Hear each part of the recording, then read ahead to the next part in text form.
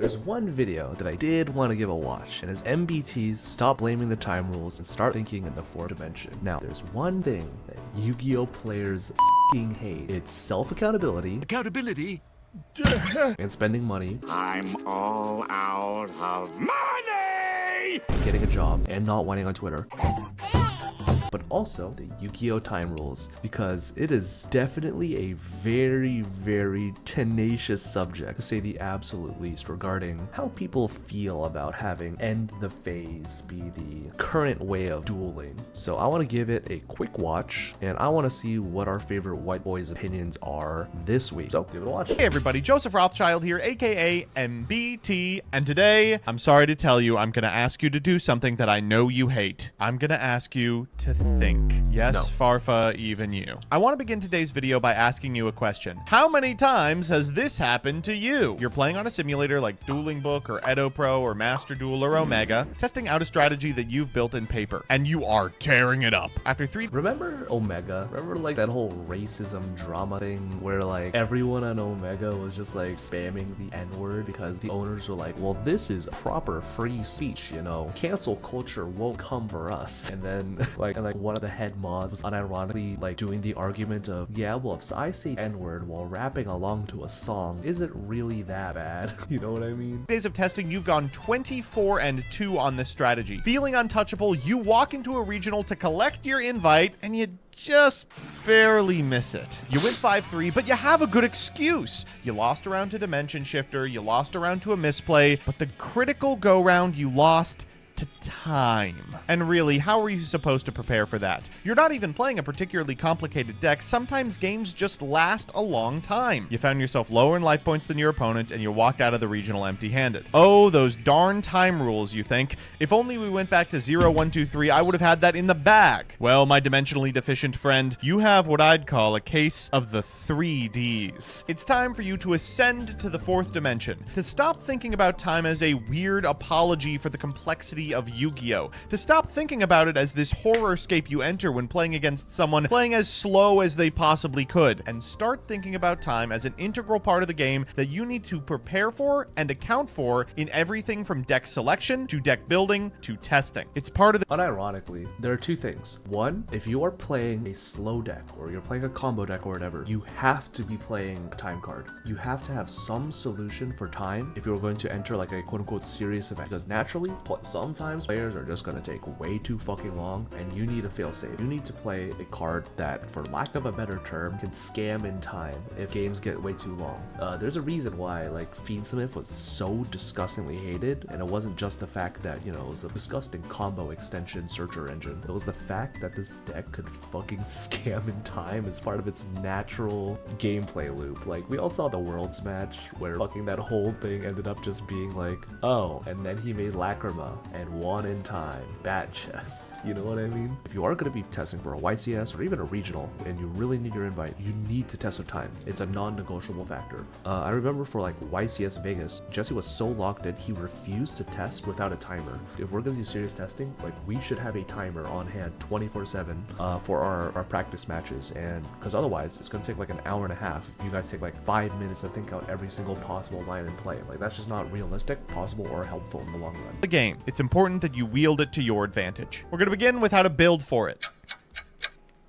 A significant amount of people's testing discounts time entirely. If you're playing with testing partners in a scenario where you want to allow people to rewind board states, it doesn't really make sense to have a running clock going. If you're playing on a simulator, none of them do an adequate job of representing a 45-minute round time, and as a result, during a testing process that results in a deck build, a lot of people just aren't considering it. But you gotta. When you're building a deck, just expect that some number of your games are going to go into time, and start developing plans for them. Sometimes that's just going to be changing up combo math a little bit in order to do an arbitrary amount of damage. Think about activating Lacrima in such a way that it's chain blocked in Snake Eyes. Free ban list, of course. Sometimes it'll be including a card in your sideboard that your combo line can theoretically weave into in a scenario where you're boarding as the clock is winding down to 0. Think of how many decks utilized exactly Volcanic Scattershot to send off Sprite Sprint when those cards were really popular. And I remember at like YCS Pasadena, when everyone figured out like the Sprite Sprint tech in like Tier Limit to send like Scattershot. My friend Brian, like, Like Brian Chen was like running around the venue to every single person offering like $15 per scatter shot. It was like disgusting. This card was a common. Why the fuck was this card ever above 5 cents? I mean, fun fact, I used to play scatter shot in virtual world because you would send it off Beatrice, the Blaze Accelerator Cannon reloaded, and then you would banish that to send scatter shot and you would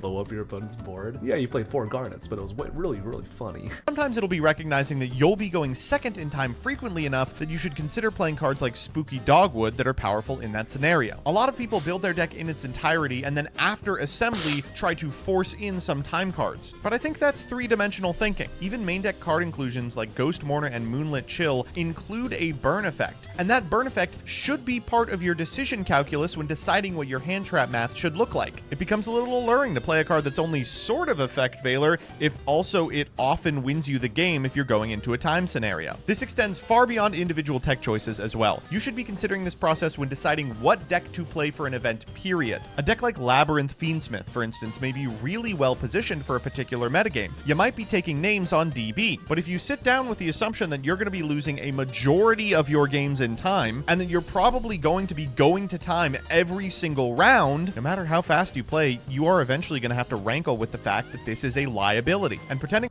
All I'm saying is that real Labyrinth gamers knew the hot spice before anyone else. The #1 card in Labyrinth to scam in time. That's right. Altar of Tribute. Select 1 monster in your field and send it to the graveyard. Increase your life points by the amount equal to the original attack of the monster. It's better than Secret Barrel. It's better than any dumbass burn card. This is the best one. Cause, I mean, look at this shit. It gains you 3,000 life points if you tribute like a lovely or a lady. But secondly, it's also really important because you could activate it technically under like cards like Dark Ruler No More. And also, you could use it against Pearly because Pearly, one of Pearly's quick play spells, makes it so they can't take effect damage. So sometimes you just gotta alter for tribute. Whatever it takes, man. You made this up? No, I'm not even joking. Like, if I was a bad Labyrinth player and I constantly wanted to time, I'd be playing this card like my life depended on it. like it isn't is uncompetitive. Speaking of competition, let's get to... Okay, here is my Konami mandated disclaimer. I am not advocating for slow play. In no scenario should you take longer than a reasonable amount of time to make individual plays. You Someone's going to hell. By the way, Konami, way past September 13th. Please look at my appealment letter. I'm so sorry. Please unban me. should not be sitting on a burn spell, watching the clock roll down, making arbitrary actions before you finally win the game. And I guarantee you, you're going to lose more games from opponents calling out your slow play than you would be from slow playing. Okay, now that that's out of the way, there are ways, not slow playing of course, that you can change your in-game play and decision making in such a way that you will win a game in time that you otherwise would lose. And taking those W's is really important. When you sit down and get an understanding of what your opponent's playing, take a couple seconds to think to yourself which of you is favored in time. If you're familiar with the assignment function and who's the beatdown, I'm asking you to perform a similar calculus. Determine which of you wants to go into time and then play accordingly. For an example of what that means, let's say you're playing Snake Eye and your opponent's playing Labyrinth. We actually have a pretty good parallel of this from the first round of the Worlds stream from a couple of weeks ago. Gabriel Netz here is on Snake Eye while his opponent is on Labyrinth. So it's pretty clear that Gabriel Netz is favored in time. Snake Eyes wins a lot faster than Labyrinth does, and most importantly, has Lacrima in Worlds format. That means in pretty much any position where Gabriel is allowed to take a singular turn in Game 3, he's going to be able to burn his opponent out with anywhere from 1 to 5 or 6 minutes on the clock, playing at speed. And lucky for Gabriel Netz, he wins Game 1. Both of them shuffle up and go to Game 2, and his opponent,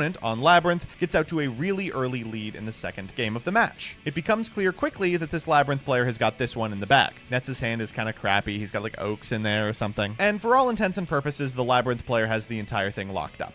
But, Gabriel Netz doesn't scoop. I mean, why would he? Yes, it's unlikely that any of his individual cards are going to make a difference, but they are all must negates. You know, if your opponent lets an Ash and an Oak through, you do still win. So instead, he plays it out, slams his cards down on the table, playing at speed the entire time and asking the opponent to interact with them or lose. Of course, the opponent has all the tools in the world. He can interact with everything even suboptimally and still walk away with it. But the back and forth that comes from negotiating a control deck does eat up time. And Labyrinth doesn't win the game in one battle phase. There's like a first turn setup and then a third turn where you get way ahead and do something like 5,500 damage, and then a subsequent fifth turn where you have to get in for lethal. This takes... Yeah, that is like 100% a correct assessment, because if you're up a game and you know you could theoretically scam a win in time in like game 3, you're under no incentive to sort of scoop early or to sort of like fast scoop or whatever. Like, sure, you could do it and it may be like the honorable thing to do. Understanding that sometimes, again, Konami, please don't ban me, this is not an advocacy for slow play in any capacity, but sometimes certain games are favoring specific players in specific game states and times is a skill you have to recognize and sort of bite a bullet on. Because again, we could bring back like the altar of sacrifice answer. We could bring back like the altar of sacrifice dilemma, where like if the tables were reversed and Nets was the labyrinth player, like,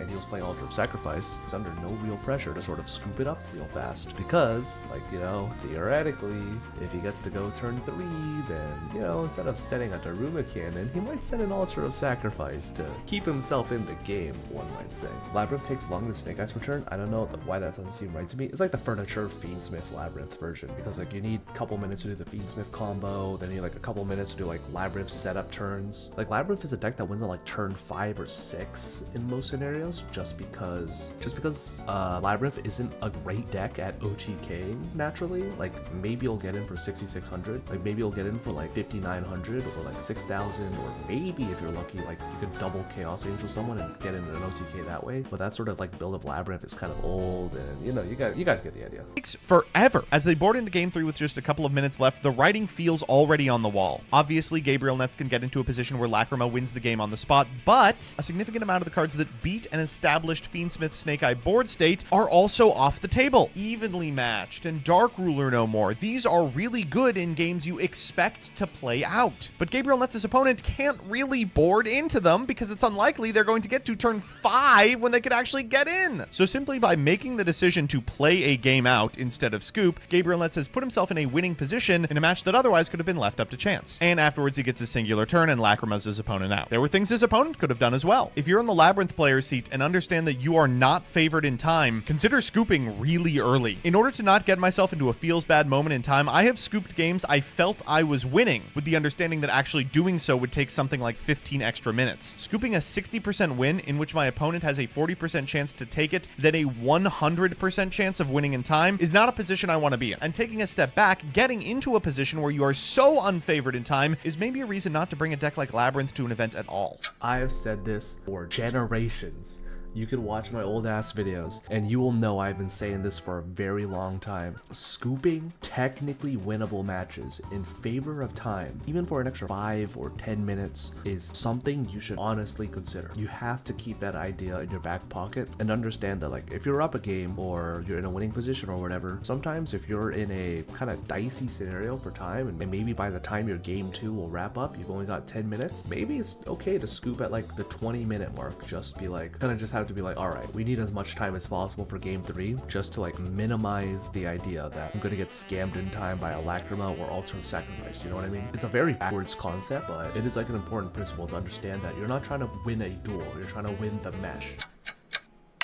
I want to stress, I'm not telling you to scum time wins. I'm telling you to think about time the scam. same way you'd think about other macro elements of Yu-Gi-Oh! Side decking certain cards because you know what the people at your locals are likely to be playing. Planning backup combos about decks that don't interact with your primary game plan. Think Spell Trap Negation in a deck that only puts up Apollosa. Well, no one puts up Apollosa right now. Like them or not, the time rules are here to stay, and conceptualizing them as a permanent part of the game that can be planned around, rather than a weird miasma you occasionally find yourself in, is going to reap you incredible competitive rewards. You might be thinking to yourself, oh, well, I don't go into time often. I only ended up past 45 minutes twice at my most recent regional. But like the scenario from the introduction, a few games is all it takes. The difference between 2 matches you otherwise would have lost is the difference between topping and walking out without an invite. So don't get tricked by simulators that never account for time, and ascend to the 4th dimension.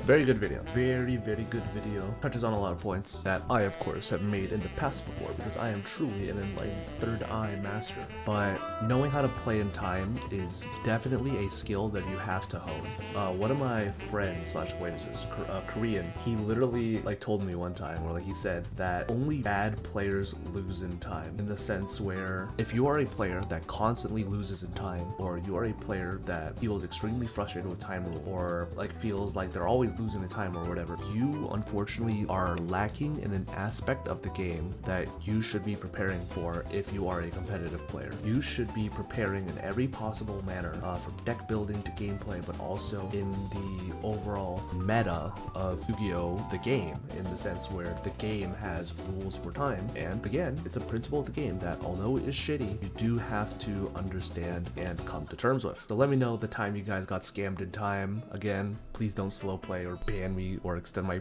ban Konami. I don't know. Please just, I just want to play regionals again, man. I wanna play Grand Maju or something. That's gonna be it for this video. Goodbye forever.